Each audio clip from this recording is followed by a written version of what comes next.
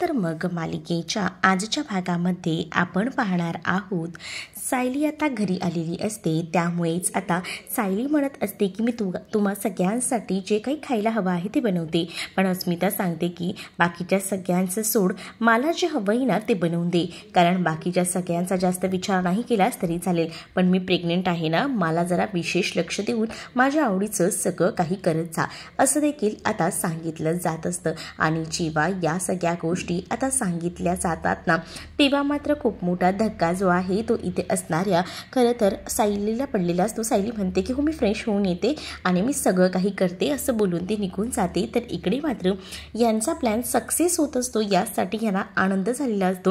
हे लोक म्हणत असतात की चला आपण कधी नव्हे ते सगळं काही करतोय, पण आपल्या मनासारखं होते, पण काही झालं तरी आई आणि त्याचसोबत जी सायली आहे त्या दोघांमधलं जे काही नातं आहे, बॉन्डिंग आहे, पुन्हा पहिल्यासारखं व्हायला हवं, यासाठी आपण काहीही करायला तयार आहोत, बरोबर की नाही? आणि तसंच आपल्याला करायला हवं। तर दुसरीकडे मात्र आता एकमेकांना ऑल द बेस्ट बोलून आता ह्या कामाची सगळ्याची सुरुवात होत असते। तर अस्मिता ही सुद्धा खूप जास्त खुश असते, कारण अस्मिताने छान असं काम केलेलं असतं। अस्मिता जे काही नाटक करत असते ते एकदम रिअल वाटत असतं आणि त्यामुळे सायली आणि त्याचसोबत कल्पना यांचं नातं सुद्धा एकदम घट्ट होत चाललेलं असतं। दुसरीकडे आता महिपतला नागराजने भेटायला बोलवलेलं असतं, दोघंही जण भेटून बोलत असतात। नागराजला महिपत म्हणत असतो की काय रे, तू मला कुठेही काही भेटायला बोलवतोस, काय झालं आहे आता? तर नागराज म्हणतो एक प्रॉब्लेम झाला आहे। तर नागराजला महिपत म्हणतो की आता काय प्रॉब्लेम? आता त्या तिथे जिथे उभे असतात ना ते दोघंही जण, त्याच मार्केटच्या दिशेने आता सुमन आलेली असते आणि रविराजसुद्धा। रविराजांना सुमन म्हणत असते की भाऊजी मला इथेच सोडा, मी इथून पुढे जाऊ शकते, आणि असं बोलून ती आता त्यांना तिथेच ड्रॉप करायला सांगते। ज्या वेळेला आता इथे रविराज जे आहेत ते गाडीतून उतरतात ना, तेव्हा आता रविराज म्हणत असतात की इथेच उतरायचं आहे ना की पुढे असून सोडायचं आहे? तर ती म्हणते की नाही, हाच भाजीवाला आहे, ह्याकडूनच आपण रोज भाज्या घेतो, मी बरोबर आलेली आहे आणि थँक्यू हा रविराज भाऊजी, तुम्ही मला इथपर्यंत सोडलं, असं देखील आता सुमन म्हणते। आणि सुमने ना त्या भाजीवाल्याकडे भाजी घेण्यासाठी आता गेलेली असते। जेव्हा ना आता ती भाजी घ्यायला जाते तेव्हा ती भाजी घेत असताना समोर तिचं लक्ष जातं। तर समोर ना नागराज आणि महिपत त्या टपरीवर चहा पीत उभे असतात आणि तिचं लक्ष जेव्हा त्या दोघांकडेही जातं तेव्हा ती म्हणते हे तर हेच आहेत ना, पण हे त्या महिपत सोबत काय करतायत? म्हणजे हा महिपत शिकरे आहे हे तर कन्फर्म आहे, पण हे त्यांच्यासोबत का बोलतायत? म्हणजे तन्वी आधी या सगळ्यामध्ये अडकली आहे, फसून गेली आहे जेलमध्ये ऑलरेडी, आणि ह्यांचं काय चाललंय? हे का भेटले आहे तिथे? आणि जेव्हा सुमनने नागराजला पाहिलेलं असतं ना, तेव्हा नागराजने देखील पाहिलेलं असतं की सुमन आपल्याकडे पाहत आहे, पण मग आता सुमनची आणि तिची बरोबरी बघायला नको, म्हणूनच आता सुमनच्या नजरेआड तो लगेच गाडीत बसतो आणि लगेचच त्या महिपत सोबत इकडनं जायला निघतो। पण सुमननं पाहिलेलं असतं, त्यामुळे सुमनला समजून गेलेलं असतं की नक्कीच मी पाहिलेलं आहे तो नागराजच होता ते। तर दुसरीकडे मात्र आता सगळी काही तयारी जी आहे ती सायली खरं तर करत असते। आणि प्रतिमा आता तू माहेरी आली आहेस तर काहीच कामं करायची नाहीस, फक्त आराम करायचा, असं देखील आता कल्पना जी आहे ती प्रतिमाला सांगत असते। तर अस्मिता जी आहे ती आता सायलीला सांगते की प्रतिमा आत्याला ज्या ज्या काही गोष्टी आवडतात ना त्यांची संपूर्ण यादी प्रतिमा आत्यांकडनं घे, म्हणजे कसं प्रतिमा आत्यांना जे हवं ना ते सगळं काही करून द्यायचं, मी तुला आधीच सांगते, असं काहीसे आवाहन करत आता अस्मिता सायलीला म्हणत असते। सायली म्हणत असते की हो, प्रतिमा आत्यांना ज्या काही गोष्टी आवडतात ना त्या सगळ्या गोष्टी मी करून देणारच आहे, असं देखील सायली म्हणत असते। आता हे जे काही भांडणं सुरू असतात ना ते काही आता खरं तर इथे असणाऱ्या अर्जुनला आणि त्याचसोबत प्रताप यांना आवडत असतात, कारण जबरदस्त असं भांडण जे आहे ते खरं तर ना ही अस्मिता करत असते। पण दुसरीकडे कल्पना जी आहे ती चिडलेली असते आणि कल्पना म्हणत असते काय गं, तुला फक्त लोकांना ऑर्डर देता येतात का? तू प्रेग्नेंट काय राहिलीस तेव्हापासून जरा तुझं जास्तच वाढत चाललेलं आहे, म्हणजे फक्त बसायचं आणि ऑर्डर द्यायचं, हे चुकतंय हा तुझं, तू अशी नव्हतीस आणि हे असं का वागत आहेस मला कळतच नाही आहे। दुसरीकडे मेडिकलवाला सुद्धा दारात येऊन उभा असतो आणि जेव्हा ना मेडिकलवाला तिथे येतो तेव्हा तो गोळ्या द्यायला आलेला असतो आणि त्या गोळ्या ज्या आहेत त्या बघितल्यानंतर मात्र आता खूप मोठा धक्का जो आहे तो खरं तर सायलीला बसतो। सायली म्हणत असते की मी 2 गोळ्या मागवल्या होत्या, तुम्ही एकच गोळी कशी काय आणून दिली? तर तो मेडिकलवाला म्हणतो की मॅडम माफ करा, पण प्रिस्क्रिप्शनमध्ये एकच गोळी होती, त्या पद्धतीनेच मी तुम्हाला ही गोळी आणून दिलेली आहे असं देखील आता सांगितलं जातं। त्यावर मात्र आता इथे असणारा अर्जुनसुद्धा म्हणतो की हो त्यांचं बरोबर आहे, प्रिस्क्रिप्शनमध्ये एकच गोळी आहे। इकडे आता सायली जी आहे ती प्रतिमा आत्याला विचारायला येते। प्रतिमा आत्याला म्हणत असते, प्रतिमा आत्या पण तुम्ही तर रोज 2 गोळ्या खाता ना, मग ही एकच गोळी कशी? तर प्रतिमासुद्धा सांगते की हो मी रोज 2 गोळ्या खाते। मग आता एकच गोळी कशी काय? काहीच समजत नसतं। तर डॉक्टर श्रद्धा यांना फोन करायचं आता सायली ठरवते। तर रविराजही तितक्यात आलेले असतात। तर रविराजांनीही सांगितलेलं असतं की इतके दिवस प्रतिमाला 2च गोळ्या चालू होत्या, मग एकच गोळी का मागवली? तर डॉक्टर श्रद्धांना जेव्हा आता सायली कॉल करते तेव्हा डॉक्टर श्रद्धा सायलीला म्हणतात की बोल ना सायली, काय झालं आहे? त्याच वेळेला आता डॉक्टर श्रद्धांना सायली सांगत असते की प्रॉब्लेम झाला आहे, म्हणजे खरं तर ना तुम्ही प्रिस्क्रिप्शनवर एक गोळी लिहून दिलेली आहे आणि ती गोळी कंटिन्यू प्रतिमा आत्या घेत आहे, पण त्यासोबत अजून एक गोळीसुद्धा तुम्ही सांगितली होती, म्हणजे 2 गोळ्या ती प्रतिमा आत्या घेते। पण आता इथे असणाऱ्या डॉक्टर असतात त्यासुद्धा चकित होतात। त्या म्हणतात की नाही मी तर एकच गोळी दिली होती आणि मग 2 गोळ्या कसल्या? तर काहीच कळत नसतं, तर तुम्ही प्लीज घरी येऊ शकता का? म्हणजे तुम्ही घरी आलात ना की व्यवस्थित काहीतरी निरीक्षण कराल आणि आम्हाला सांगाल। त्यावेळी आता डॉक्टर श्रद्धाही म्हणतात की ठीक आहे मी येतेच। सायलीने इथे कॉल कट केलेला असतो। तेवढ्यातच रविराजही म्हणतात की हो हे किती दिवस तरी झाले आपल्या प्रतिमाला या 2च गोळ्या देत आहे, पण तुम्ही लोक एकाच गोळीचं काय म्हणताय? पण अर्जुन जो आहे तो म्हणतो की अरे सिनियर, एकच गोळी तर दिलेली आहे मॅडमनी, तू बघ ना त्या प्रिस्क्रिप्शनवर। मग आता कन्फ्यूज झालेले सगळेच जण असतात, मग 2 गोळ्या कसल्या दिल्या जात आहेत? म्हणजे एकच जर गोळी आहे तर 2 गोळ्या का दिल्या जात आहेत हेच कळत नसतं आणि म्हणूनच रविराजही विचार करत असतात। तर दुसरीकडे मात्र आपलं स्वतःचं मेडिकल म्हणजेच प्रतापचं मेडिकल असताना तुम्ही बाहेर का गोळ्या मागवताय असं देखील अर्जुनचा प्रश्न असतो। अर्जुनने याबद्दलच आता विचारलेलं असतं। तर दुसरीकडे मात्र सुमन घरी आलेली असते आणि इकडे तिकडे हाका मारत असते, पण अजूनही घरात जो आहे तो नागोबा आलेला नसतो। नागोबा आलेला नसतो म्हणून ती विचार करते मार्केटमध्ये मी ह्यांनाच पाहिलं होतं ना, हे बघ अजून आले नाही आहेत, म्हणजे मला खरंच काही कळत नाही काय चाललंय नेमकं, असाच विचार आता सुमन करत असते। तर दुसरीकडे आता नागोबा घरी येतो। नागोबा घरी आल्यावर सुमन त्याला विचारते काय हो तुम्ही घरी आलात लवकर, तुम्ही तर उशिरा येणार होतात ना? त्यावर आता नागोबा म्हणतो अगं काम झालं तर मग मी आलो, कशाला उगाच बाहेर थांबायचं आहे ना, असं बोलून तो आता विषय टाळत असतो। त्याचं लक्ष जे आहे ते सुमनकडे असतं। तो विचार करतो की सुमनने मला बघितलं नाही वाटतं, जर तिने मला बघितलं असतं ना तर तिने ना मला लगेच आल्या प्रश्न विचारून भंडावून सोडलं असतं। पण दुसरीकडे मात्र आता ती त्याला म्हणते की तुम्ही बसा, मी तुमच्यासाठी चहा बनवून घेऊन येते, असं देखील आता सुमननं सांगितलेलं असतं। सुमन जेव्हा आता हे सगळं काही बोलते ना तेव्हा नागोबा मनातल्या मनात विचार करतो चला एकदाचा वाचलो, मला असं वाटलं होतं की मला पाहिलं आहे की काही सुमननं, पण जर तिनं पाहिलं असतं ना तर आल्या मला प्रश्न विचारले असते, नाही पाहिले बहुतेक, तर सुमनने पाहिलेलं असतं। पण सुमन काय विचार करते की मी जर आता आल्या ह्यांना प्रश्न विचारेल तर हे काही कबूल करणार नाहीत आणि उलट येत ना माझ्यावरच चिडतील, त्यापेक्षा आपण सध्या तरी शांत राहूया, फक्त ना ह्यांच्यावर लक्ष ठेवायला हवा की हे नेमकं काय करतात, कोणाशी बोलतात, या सगळ्या गोष्टींकडे, असं आता सुमन ठरवते। सुमन जेव्हा आता या सगळ्या गोष्टी ठरवते ना तेव्हा मात्र आता नागोबा जो आहे तो बेडरूममध्ये निघून जातो। पण आता सुमननं ठरवलेलं असतं की काही झालं तरी विशेष लक्ष आता नागोबावर द्यायचं।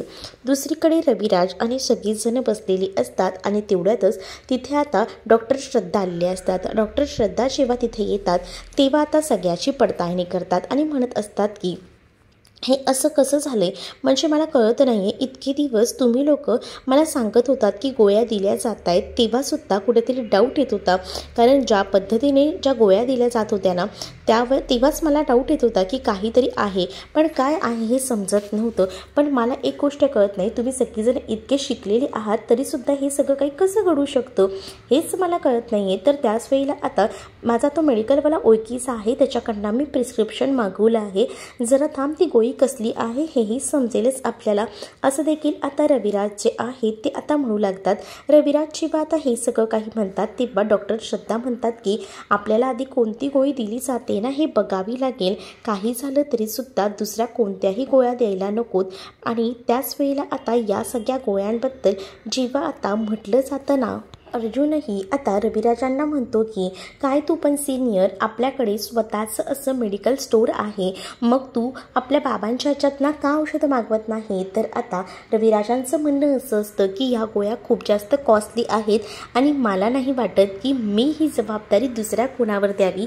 मला प्रतिमाला स्वतः बरं करायचं आहे आणि त्याचसाठी मी प्रतिमाला बरं करण्यासाठी स्वतःच त्या औषधांची खरेदी करतो, असं देखील आता रविराज सांगू लागतात. त्यानंतर आता रविराजांच्या मोबाईलवर ते प्रिस्क्रिप्शन येतं. रविराज आता त्या गोळीबद्दल सुद्धा डिटेल्स त्या मेडिकलवाल्याकडनं घेतात आणि त्या गोळ्यांचं सगळे काही डिटेल्स ते आता डॉक्टर श्रद्धा यांना दाखवतात. डॉक्टर श्रद्धा जेव्हा हे सगळं पाहतात तेव्हा मात्र खूप मोठा गौप्यस्फोट करतात आणि म्हणतात की ही गोळी तर मी लिहूनही दिली नव्हती, तुम्ही ही गोळी का देत होतात आणि तुम्हाला कळतंय का या गोळीमुळे काय होतंय. या गोळीमुळे त्यांना काहीच समजणार नाही, उलट जी मेमरी आहे ना ती तर आहे ती पूर्ण लॉस होईल, उलट मेंदू शीतल पडेल.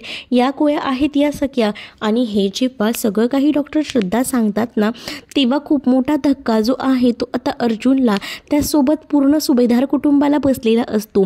तर डॉक्टर श्रद्धा जी आहे ती आता म्हणत असते की तुम्ही खूपच चुकीच्या गोळ्या देत आहात. सगळ्यामुळे काय परिणाम होणार आहेत माहिती आहेत का, या दसकून झोपेतना उठतील, त्याचसोबत कधीही आरडाओरडा करतील, घामाघूम होतील. आणि हे सगळे प्रसंग जेव्हा आता डॉक्टर श्रद्धा सांगतात ना तेव्हा प्रतिमा म्हणते की हो हे सगळं माझ्यासोबत होतं. जेव्हा प्रतिमा हे सगळं काही सांगते ना तेव्हा मात्र सगळ्यांनाच मोठा धक्का बसतो, कारण त्या गोळ्या ज्या आहेत त्या अशाच परिणाम करणाऱ्या आहेत आणि त्या गोळ्या दिल्या जात आहेत. पण या गोळ्या देत तरी कोण होतं, म्हणजे मी तर एक गोळी दिली होती, मग ही एक अजून एक्स्ट्रा गोळी कोणी ॲड केली असं देखील आता विचारलं जातं.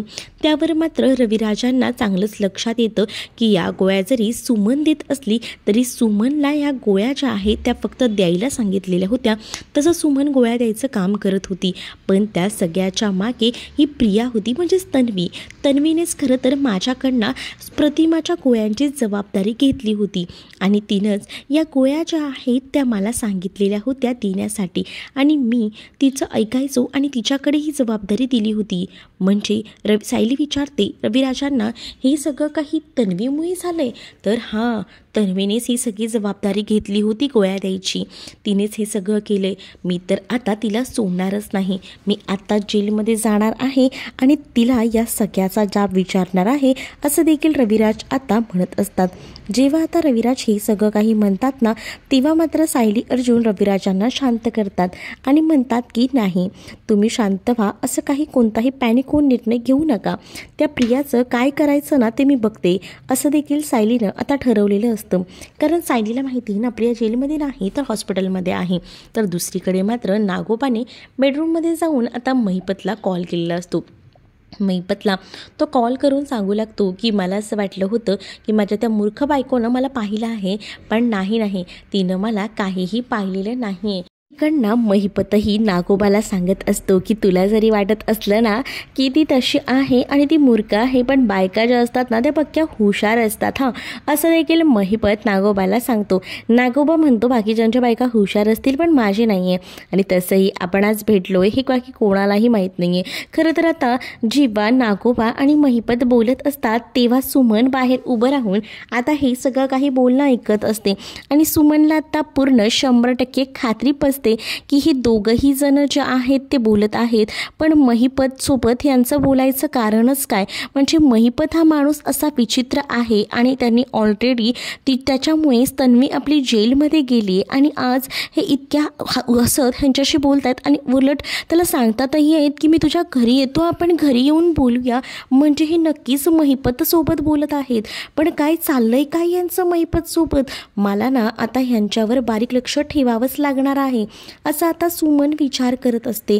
नागोबा आणि महिपतचं बोलणं सुमनने ऐकलेलं असतं आणि त्याचसोबत स्वतःच्या डोळ्याने सुद्धा तिनं पाहिलेलं असतं. पण हा उल्लेख आहे ना तिनं कुठेही केलेला नसतो, कारण तिला माहिती आहे तिने जरी कोणाला सांगितलं तरीही नागोबा तिला खोट्यातच पाडेल. दुसरीकडे मात्र आता प्रतिमा जी आहे ती तिथे बसलेली असते आणि त्याच वेळेला आता प्रतिमा जेव्हा तिथे बसलेली असते तेव्हा मात्र आता विचार करते की काय करायला लागेल. तर अर्जुन जो आहे त्याने रविराजांना थांबवलेलं असतं आणि रविराजांना म्हणतो की सिनियर तू काळजी करू नको, जे काही प्रियाला बोलायचं आहे ना ते मी बोलतो, कारण खूप वाईट गोष्टी झालेल्या आहेत. म्हणजे ह्याच जर गोळ्या कंटिन्यू प्रतिमा आत्याला दिल्या असत्या तर काय परिणाम झाले असते प्रतिमा आत्यावर. खूपच भयानक आहे हे सगळं. पण हे सगळं तन्वी का करत होती, तन्वीचं हे सगळं करण्यामागे उद्देश तरी काय होता हे सुद्धा आपल्याला कळायला हवं ना. म्हणजे हे सगळं तिला का म्हणून करायचं होतं. इतक्या खालच्या तराला तन्वी जाईल असा स्वप्नातही विचार केला नव्हता असा देखील आता कल्पना म्हणत असते. तर इकडे दुसरीकडे प्रतिमालाही असं वाटत असतं की आपली मुलगी आहे आणि आपलीच मुलगी आपण बरं होऊ नये यासाठी असा प्रयत्न करते.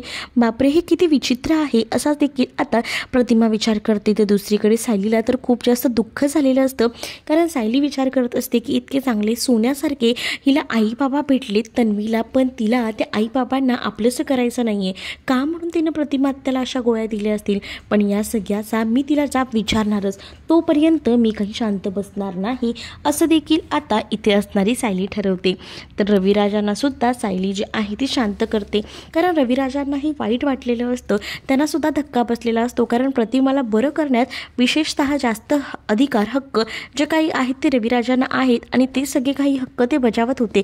पण त्यामध्ये सुद्धा इतकं मोठं विघ्न जे काही आणलेलं असतं ना, त्यामुळे आता खूप जास्त संताप जो आहे तो रविराजांचा झालेला असतो.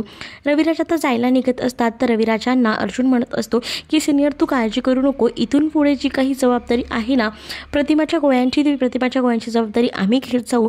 मग आता प्रतिमा आत्याला वेळेवर गोळ्या दिल्या जातील, इकडे असताना आम्ही घेऊ आणि तिकडे गेल्यानंतर तू ही जबाबदारी घ्यायची, बाकी इतर कोणालाही द्यायची नाही आहे, तेव्हाच आपली प्रतिमा बरी होईल असं देखील आता प्रतापही सांगू लागतात. आणि जेव्हा प्रतापही या सगळ्या गोष्टी सांगतात ना तेव्हा आता रविराजांना सुद्धा हे म्हणणं पटतं.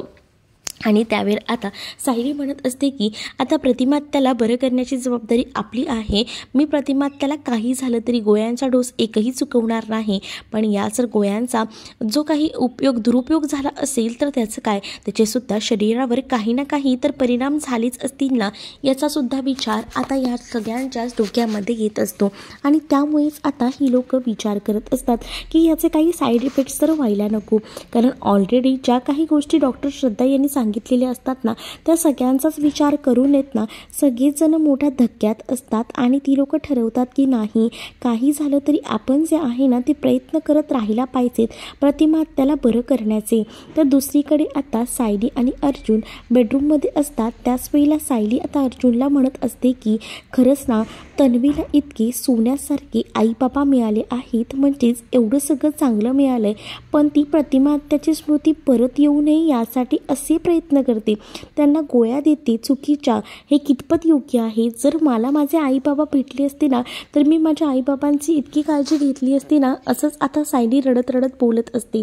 तर जेव्हा आता सायली हे सगळं काही बोलते ना तेव्हा मात्र आता अर्जुन जो आहे तो सायलीला शांत करत असतो आणि सायलीला म्हणतो की मला माहिती आहे ज्या काही गोष्टी घडतायत त्यामुळे तुला त्रास होतोय, पण तू नको काळजी करू, आपण या सगळ्याचा जाब प्रियाला विचारणारच. म्हणजे प्रिया हे सगळं काही करते ना ते खूप जास्त चुकीचं करते, पण खरं तर तिने हे सगळं केलं मेमरी न येऊ देण्यासाठी, पण त्यामागे सुद्धा काहीतरी कारण असणार आहे. कारण असल्याशिवाय प्रिया असं करणारच नाही हे देखील आता इथे असणाऱ्या सायलीला चांगलंच माहिती असतं. सायली आता खूप जास्त रडत असते, कारण ज्या काही गोष्टी घडलेल्या असतात त्यामुळे तिला त्रास होत असतो. तर अर्जुन तिला जवळ घेत असतो आणि अर्जुन मनातल्या मनात म्हणतो की सायली तुझ्या आई बाबांना लवकरात लवकर मी शोधून काढेनच, पण तसंही आता कल्पना आणि तुझं बॉन्डिंगसुद्धा हळूहळू का होईना चांगलं होते. मम्मा तुला ॲक्सेप्ट करेल आणि मी ते करायला लावेनच असं आता त्याने ठरवलेलं असतं. आणि जेव्हा या सगळ्याबद्दल तो मनातल्या मनात बोलत असतो तेव्हा सायलीला त्याने मिठीत आपल्या घेतलेलं असतं आणि सायलीला तो सांगत असतो की सायली रडू नकोस, काळजी करू नकोस, सगळं काही ठीक होणार आहे.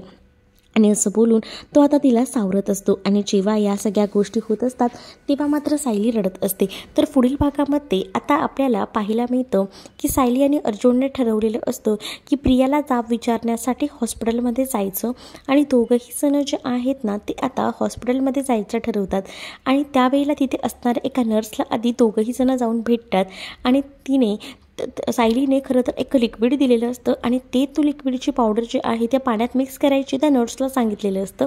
आणि ते नर्सने ते जाऊन ते पाणी जे आहे ते खरं तर आता प्रियाला दिलेलं असतं. त्यानंतर सायली अर्जुन तिथे येतात आणि म्हणतात की मी जे सांगितलं होतं ते केलंच ना. तर ती नर्स बोलते की हो, यांनी तर ना पूर्ण ग्लासच खाली केलेला आहे. त्याबरोबर प्रिया घाबरते. प्रियाच्या लक्षात येतं की नक्कीच या लोकांनी मला या ग्लासमध्ये विष वगैरे टाकून दिलं आहे की काय. आणि त्यामुळे आता प्रिया जी आहे ती उड्या मारायला लागते. प्रिया म्हणते काय होतं त्या ग्लासामध्ये, काय होतं. आणि डॉक्टर लवकर या, अश्विन लवकर ये, मला ही लोक मारायचा प्रयत्न करतात, मला ह्यांनी विष दिले. डॉक्टर काही करा पण मला ना अधिक औषध द्या, मिठाचं पाणी द्या, नाहीतर काहीतरी द्या, मला उलट्या करून टाकू दे, ह्यांनी मला विष दिलंय, ही लोक माझ्या जीवावर उठले आहेत. असं देखील आता प्रिया जी आहे ती डॉक्टरला बोलावून किंचाळत बोलत असते. तर अर्जुन आणि सायली तिथेच उभे असतात.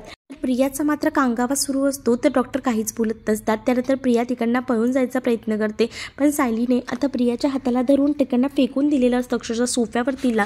त्याच वेळेला आता ती म्हणत असते की जेव्हा तुला काहीतरी पाणी म्हणून दिलं तर तुला ते विष वाटलं आणि इतके दिवस म्हणजेच इतके महिने तू प्रतिमा आत्यांना चुकीच्या गोळ्या देतेस आणि त्यामुळे त्यांच्या मेंदूवर परिणाम होत आहेत, त्यांची स्मृती परत येत नाही. हे सगळं तू केलेस हे मला कळलेलं आहे.